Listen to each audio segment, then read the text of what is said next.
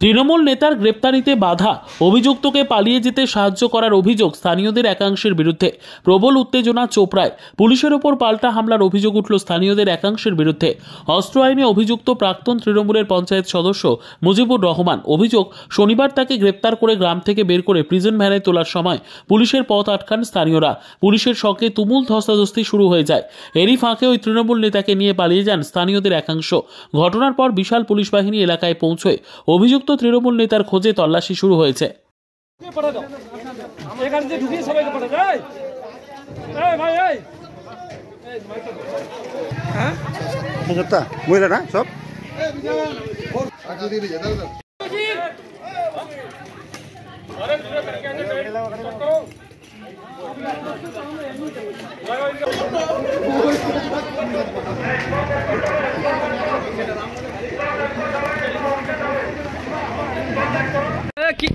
মজিবুর রহমান কে হয়? মজিবুর রহমান বস্তিওয়ালা, তো ওনাকে আটকাতে পুলিশের কাছে বাধা কেন দিয়েছিলেন? পুলিশকে কেন মারলেন আপনারা? পুলিশকে কেন মারলেন?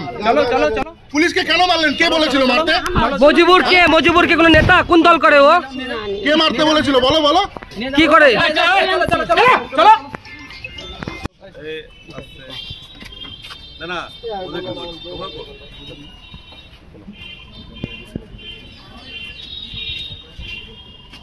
চলো পুলিশকে মারছিলেন? পুলিশকে কেন মারছিলেন? কেন মারছিলেন?